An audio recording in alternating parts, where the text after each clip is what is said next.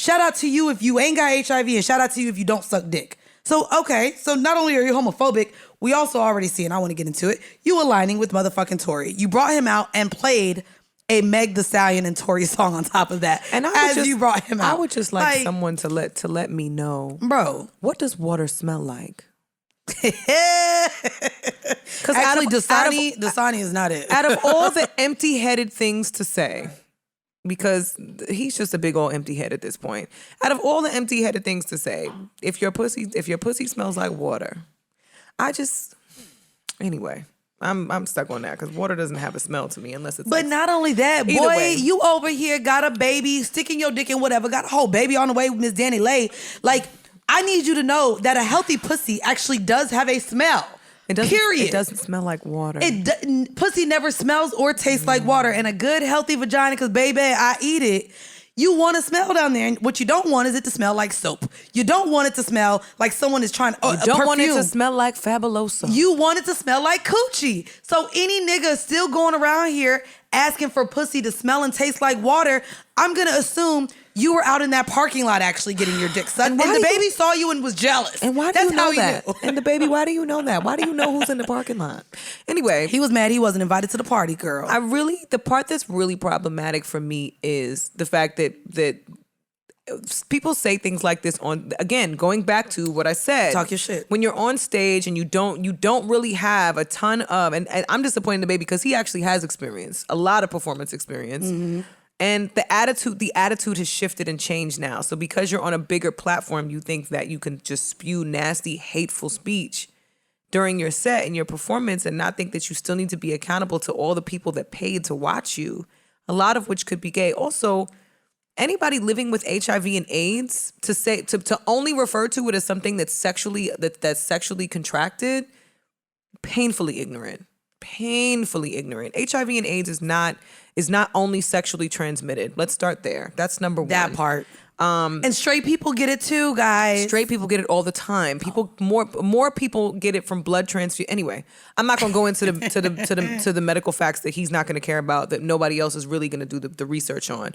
All I will say is that hateful speech like that is exactly the reason why we go as hard for the LGBTQ plus community that we do, because there's so much misinformation that gets spewed and spread around diseases, around the culture, around homophobia, and it's not tolerable, right?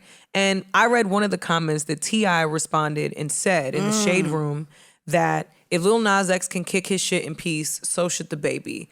Be very fucking... Hashtag equality, though.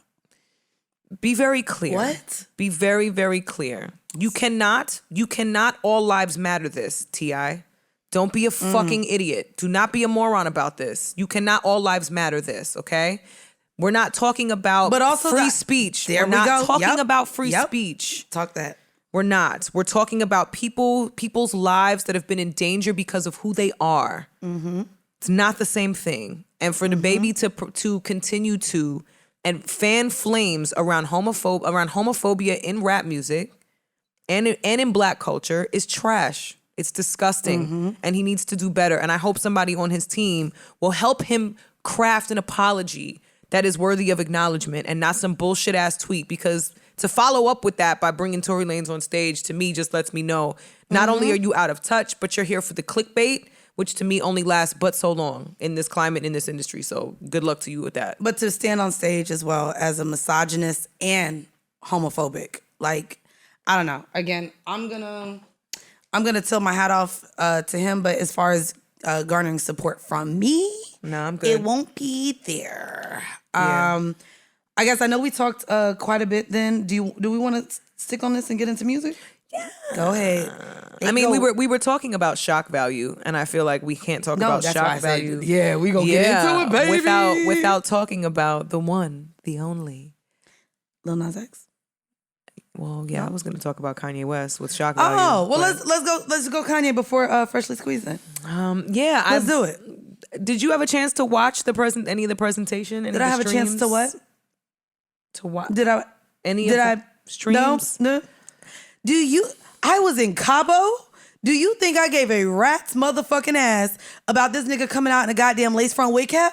No. With a whole goddamn big ass Fucking, he was looking like fucking Missy Elliott. No. In the no. It looks like I heard he was 2 hours late. I also want to give a huge shout out to all of you idiots that bought tickets to a listening session to sit up again. If we want to talk about a super spreader event, bro, y'all all went into the fucking Mercedes-Benz arena to pay $50 for motherfucking chicken tenders and $50 to hear an unmixed, unmastered album that is now not even dropping until August 9th.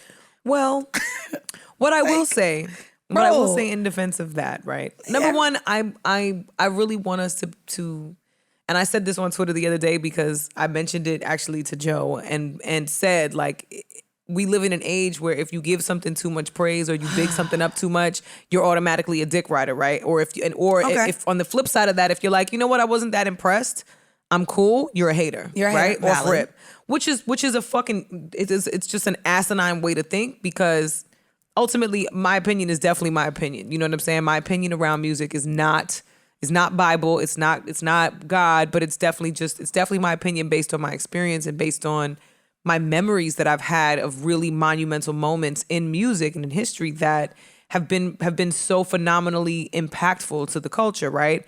And I just think that this was not the moment that we all hoped that it would be, right? I think with Kanye, we have overlooked. I'm gonna say something unpopular because we need to. Okay. I think as a people, Black people have a really hard time figuring out how to manage holding somebody accountable without canceling them, right? Because there's room for it. There's room for that conversation. There's room for course correction without totally trying to throw the baby out with the bathwater, right? Right. And I think in Kanye's case, we've all overlooked a lot of the stupid public mistakes that he's made, stupid statements that he's made politically, however harmful, around, you know, we've tried to look past it for the sake of the fact that he is unarguably, I don't know if it's inarguably, unarguably. Well, you know I ain't the one to help you with that, bitch. I'm like, I don't know if just it's say you can't argue with the nigga. Can't argue. It's undisputedly. Oh, leave it to you. Undoubtedly one of the most innovative creators that we've seen in the last 30 years, right? In music, I will say, in music. He's one of our greats. Like, he's someone in our generation is one of our greats. That's not up for debate, in my opinion. As a musician, I wouldn't take that away from him. And so I think we've all tried to kind of like, all right, we'll just ignore the fact that he's got on that stupid ass MAGA hat, whatever, and he's making really idiotic statements like slavery being a choice and all that other shit. But you know, I think we keep showing up to give him a chance to prove us wrong, right? Or about our idea to cancel him, and it just falls short. It feels like it's done for shock value. It feels like it's done for attention and not really as a genuine show and presentation of work that he's proud of, right? Because I've gone to a lot of, and Jermaine Dupri said this, and I thought it was really, really great that he did. He pointed this out by saying, you know, in the generations prior, you would host a listening session for people that you really respected, and it would really be for the sake of getting feedback around all the work that you've done thus far. Mm-hmm. So like a lot of times you could go and listen to stuff that's not mixed. Like it not being mixed and mastered made you feel special, right? Because you're in there, you feel like you're a part of what's being crafted in that moment. And so no matter what stage of the process you would come in at, you would get to listen to stuff and be able to provide feedback like, yo, I really bang with this. This is great. I can't tell you how many listenings I went to early in my career that played records that never made it to projects. There's a lot of stuff that we would hear. So him not being complete really wasn't my that's qualm. fine. My qualm goes back to what you said earlier. Accountability, specifically as we hold it to Black men in these spaces that have essentially done harm to our own community. So like people like R. Kelly, I guarantee you if he got out tomorrow, he would have sold out shows across the country. Yeah. Bill Cosby, if he went on a comedy tour right now, he would have sold out fucking arenas.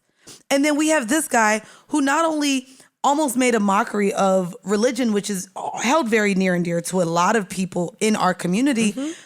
He sat there with that MAGA hat and campaigned for a guy that we knew was not for us. It was not for the betterment of our community. But also attempted to run for an office that he knew and try to gain votes and popularity. Votes away from the Democratic Party, which we do know historically is majority black. So again, there were things that were detrimental to our families and then the people we know. And then pandered to us. I don't like With I do gospel, like his shoes, but I don't like with him. gospel music. He pandered to us with That's gospel what I'm music. saying. And a He gospel used the album. church. Yes. He used the church as a way to get back in just to still shit on us. So how many times is this nigga gonna piss on y'all and tell y'all it's rain? How many times? I just don't care enough about these. Man. I don't care about the showboating anymore, which to me is really what it feels like and what it comes across as. Right? It's like, well, he's living, and then people are talking about, well, he's living in the Mercedes-Benz arena until he finishes the album. It's all for show and for attention, right? Because we're not seeing any of it. The person that's tweeting all of the updates is Justin LeBoy. Like, get the fuck out of here. Do you know what I'm saying? Like, it's around. It's really shock to me value. It's centered around. But there is no shock now. Can I ask you? Do There's you no feel? shock Do you feel value. like the Kardashian family showing up was something for shock value on their behalf? Because clearly the divorce they're going through and what has like they're not in a great place. You don't even see Kimberly with Kanye. You just see her with the family. Do you think this was also maybe a publicity thing that Chris brought up? That the whole family show up for this, knowing that this was going to be a talked about thing? No, Or you think they showed up in support? No, I think they showed up in support, which Okay. I think is the right thing to do. All right. You know what I'm saying? His kids are now, I mean, Northwest is what, 9 years old now? Yeah. 9 or 10. She knows what's going on. She knows what's up. So it would actually, I'm probably sure, pain her to not Okay. be present, right? To Okay. support her dad. Understood. So I think that show of support is just normal. You know what I mean? But I think for anybody, for any dad doing something at the magnitude he's doing it, they would want their family there.